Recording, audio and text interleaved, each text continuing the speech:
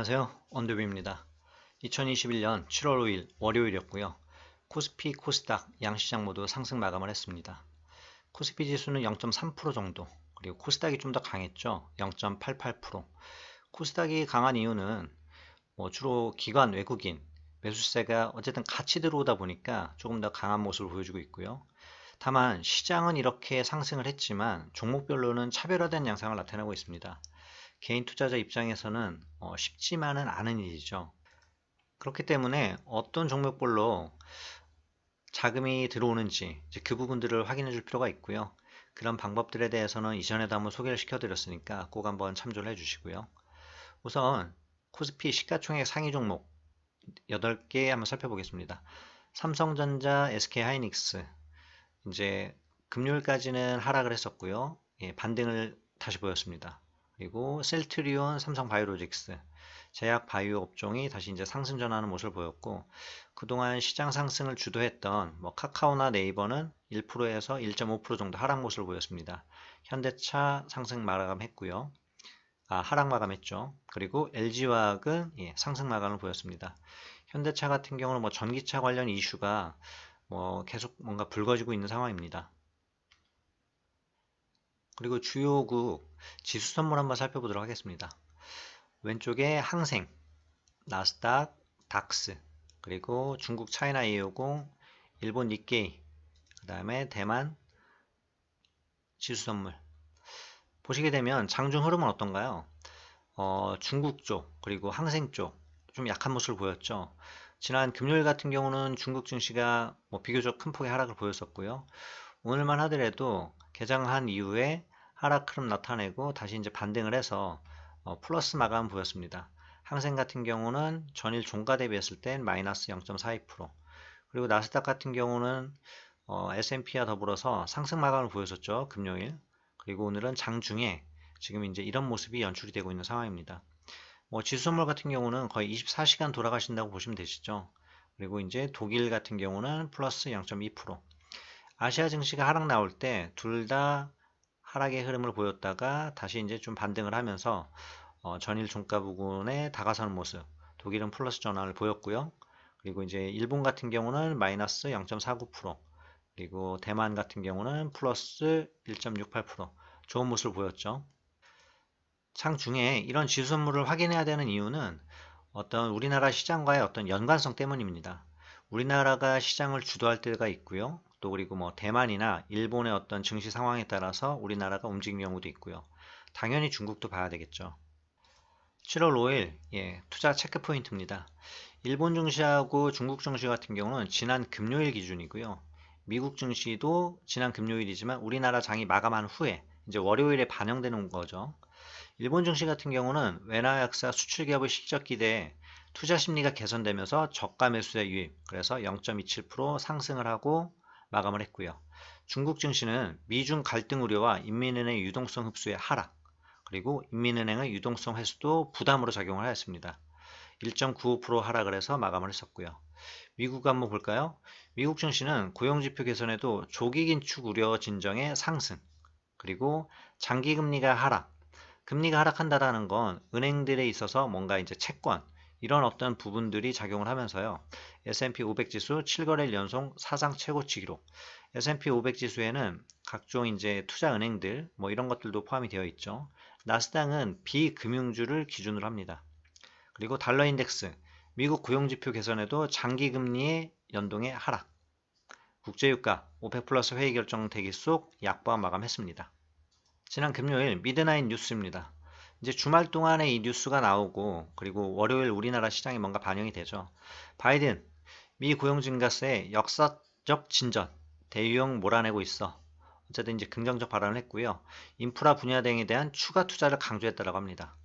오펙 플러스, 산유량 결정 불발, 5일에 다시 회의를 개최합니다. 그리고 40만 배럴 가량 감산을 완화하기로 하는데 원칙적으로 합의했다. 6월 비농업 고용 85만 명으로 예상치 상회했습니다. 미국 실업률 5.9%로 예상치 상회했고요. 5월 PPI 예상치 부합했습니다. 그리고 참고적으로 PPI는 생산자 물가지수를 의미합니다. 코스피 시장 다시 한번 보죠. 0.45% 상승했고요. 상승한 종목 372, 하락한 종목이 좀 더 많았습니다. 그리고 코스닥 같은 경우는 상승한 종목이 732, 하락 종목 575, 그래서 0.88% 상승 마감. 그리고 이제 USD 선물, 원달러 환율이라고 볼 수 있죠. 1131원. 주목해야 될 게 바로 이제 프로그램 매매 부분이죠. 비차익 같은 경우는 시장에 요즘은 아주 중요한 영향을 미칩니다. 뭐 한때는 차익 거래가 영향을 많이 미쳤는데 이제 차익 거래보다는 비차익 쪽에서 조금 더 시장의 방향을 탐색하기에 좋은 어떤 지표로서 활용이 되고 있습니다. 뭐 항상 말씀드리는 부분이죠. 비차익 부분 어쨌든 금요일 그리고 월요일 이틀간 이제 매수세가 들어왔고요. 오늘 같은 경우는 차익 비차익 모두 다 매수 들어오면서 코스피 상승이 나왔다고 볼 수 있는 거겠죠. 예, 바로 이어서 선물 옵션 동향 한번 살펴보도록 하죠. 오늘은 코스닥 선물도 한번 보여드렸어요. 아무래도 이제 선물 같은 경우는 지수 상승이 예상된다 혹은 하락이 예상된다 그렇다라고 하면 방향 베팅이 가능하죠. 물론 또 선물뿐만 아니라 이거는 ETF 투자가 가능합니다. ETF 같은 경우에도 이 선물을 기초자산으로 해서 만들어지기 때문에 코스닥 150 선물 혹은 코스피 200 선물 ETF라는 명칭으로 거래가 가능합니다. 상승 하락 양방향 베팅 가능하고요. 그 다음에 2X 결국 이제 레버리지 상품이죠. 2배만큼 움직이는 지수 선물 ETF 상품들이 존재합니다. 코스닥 같은 경우 일봉 보죠. 코스닥 지수보다는 못 올라왔어요. 그렇다라고 하면 뭘까요? 코스닥 150배에 해당하는 종목들이 코스닥 전체 지수보다는 좀 약한 모습을 보였다라는 거. 다만 지금 이제 상승세가 이렇게 연출이 되고 있다. 그리고 코스피 200 같은 경우는 지금 박스권에서 논일고 있다가 다시 한번 이제 440을 트라이 할 것인지 말 것인지 내일 시장에서 이제 판가름이 되겠죠. 선물 옵션에 대한 어떤 증거금 부분 그리고 뭐 옵션에 대한 어떤 투자 수익 계산 이런 게 지난 영상에 만들어졌으니까 참조를 해주시고요. 또 카페에 들어오시면 비교적 자세하게 설명이 되어 있어서 초보자분들도 쉽게 이해되실 수 있도록 설명을 해놨습니다. 참조해 주시고요. 장중 흐름 한번 살펴보죠. 이날 같은 경우는 하락이 나왔다가 요날 금요일이죠. 금요일 날도 약보합 출발 다시 한번 플러스 그리고 나서 이렇게 해서 하락 마감 상승을 마감을 했죠. 그러니까 거의 지금 보합권에서 마감을 하다가 오늘 다시 한번 이제 미국이 사상 최고치 돌파 흐름에 강보합 출발합니다. 그리고 아침에 다이트로 땡기죠. 보통 상승을 하거나 하락을 할 때 보게 되면 10시 반 요 정도 시간에서 그날의 상승폭을 어느 정도 보여주는 경우가 많습니다. 그리고 하락도 마찬가지죠. 하락 나올 때 오전 시간대에 하락시키고 거의 이 구간에서 머물고 있다가 뭐 조금 더 추가 하락 혹은 좀 조금 더 추가 상승 나타난 경우가 있어도 이 시간대까지의 거래가 생각보다 중요하다라는 거죠. 왜냐하면 이 시간 이후에는 자 10시 반을 기준으로 시장이 상승을 했다 하락을 했다라고 얘기하기 참 애매하죠. 정중 흐름을 놓고 본다라고 하면 오히려 하락 쪽이었죠. 그렇기 때문에 이 시간대에 방향 설정을 해서 진입하는 어떤 기술이 필요합니다. 시장의 어떤 방향을 예측하기 위해서는 지표적인 부분, 그리고 차트적인 부분, 시황적인 부분 동시에 고려를 해야 되고요. 그런 부분에 대해서는 강의에서 자세히 다뤄져 있으니까 참조를 해주시고요. 오늘 시장은 종가 무렵에 또 들어 올렸죠. 그래서 장중 고가 부근에서 마감을 하면서 선물지수 2.55포인트 상승 마감을 해서 438.25포인트에 마감을 하였습니다. 주체들 흐름 한번 볼까요? 코스피 시장에서 개인들이 매수세를 보이고 있다가 오늘은 차익 신호를 보였어요. 그렇죠? 스마트머니의 자금이라고 볼 수도 있겠죠. 내지는 뭐 동학개미들이 아주 투자를 잘하고 있는 걸 수도 있고요. 오늘 그동안에 이제 매도세가 보이면서 시장에 하락 압력을 넣었던 기관이 매수세로 전환을 했습니다. 그러면서 상승을 갖다가 보였고요. 코스닥도 마찬가지였죠. 코스닥 같은 경우는 기관 외국인이 지금 동시에 사들이고 있습니다. 그러다 보니까 코스피보다는 조금 더 강한 모습 보이고 있고요. 특히 기관 투자자 중에서도 지금 연기금들이 매수세에 들어오는 종목들이 보입니다. 이런 종목들을 갖고 있으면 시장이 올라갈 때 같이 내 종목이 수익이 나는 시장에서 소외되지 않는 투자를 할 수 있겠죠. 그렇기 때문에 어느 주체가 지금 시장에서 매수를 하고 있는지 혹은 매도를 하고 있는지 이런 부분 파악을 하시는 거 아주 중요합니다. 아주 간단하게 증권사 HT 통해서 하실 수가 있으니까 참조를 해봐 주시고요. 그리고 같은 기관 투자자 중에서도 큰 주체 세력이 두 개가 있죠. 하나는 투신이 있고요. 하나는 연기금이 있고요. 그리고 이제 금융투자 같은 경우에는 비교적 단기적인 흐름을 갖고 매매를 해나갑니다. 그렇기 때문에 조금 큰 자금을 중장기적으로 집행하는 애들 같은 경우는 투신, 연기금, 근래 들어서는 연기금 쪽 매수가 비교적 꾸준히 들어오고 있는 상황이다. 투신권은 오히려 매도 쪽이죠. 선물 한번 볼까요? 예, 외국인이 매수를 했고요. 기관과 개인 같은 경우는 매도를 보였습니다. 옵션 쪽 보면 풋매수, 콜매도. 기관 같은 경우는 하락 우위 쪽이고요. 그 다음에 외국인 같은 경우는 콜매수, 풋매도죠. 예, 상방 우위. 그리고 개인 같은 경우는 오늘 양매도를 보였습니다. 미결제 증가는 미결제 약정은 926계약 증가를 보였고요. 옵션 쪽 한번 살펴볼까요? 콜옵션 440 그리고 풋옵션 432 이 두 개 행사가 지금 퍼센테이지로 봤을 때 콜옵션 32% 상승, 풋옵션 67% 하락, 예, 양매도장이었죠. 그리고 이번 주 목요일이 만기입니다. 만기 주에는 옵션들의 변동성이 프리미엄이 어느 정도 있느냐에 따라서 급격하게 올라가기도 하고요. 또 프리미엄이 잔뜩 끼어있는 상황이었다. 그렇다라고 하면 시장이 뭔가 요동을 치더라도 콜풋 둘 다 마이너스가 되는 프리미엄 감소 현상이 나타납니다. 오늘 같은 경우에도 보게 되면 장중 시가를 갖다가 대비했을 때요. 그쵸? 풋옵션 0.90 정도였고 0.46에 마감합니다. 그리고 콜옵션 같은 경우는 뭐 1.0 정도였는데 1.09 마감을 하고요. 결국엔 장중에 양매도를 했다라고 하더라도 프리미엄 감소가 나타나면서 양매도 쪽에서 수익이 발생을 했죠. 제가 지금 끌고 오는 어떤 포션 같은 경우에도 뭐 양매도 포션 외에 1대3 정도의 콜풋 레이쇼 포션을 끌고 가고 있는데 수익이 계속 증가하는 양상을 보이고 있죠. 이렇게 포션을 끌고 갈 수 있는 이유는 시장이 무언가 변동성을 확보를 해서 추가 상승을 보일지 혹은 이 구간에서 하락을 갖다가 강하게 나타낼지 판단할 수 있는 지표가 있기 때문입니다. 물론 100% 정확한 건 아니죠. 다만 시장이 지금 상승을 보일 수 있다. 혹은 하락을 보일 수 있다. 이게 어느 정도 예측이 가능하고요. 이거와 더불어서 옵션의 변동성이 지금 꺾일 것인지 혹은 위로 한번 올라갈 것인지 판가름이 가능하다라는 부분이겠죠.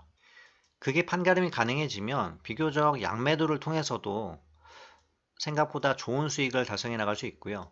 다만 옵션 쪽 같은 경우에는 매도를 하기 위해서는 선물 옵션 계좌가 개설된 이후에 1년 정도 시간이 필요합니다. 뭐 정 아니다라고 하면 대여 계좌를 이용하는 방법도 있겠죠.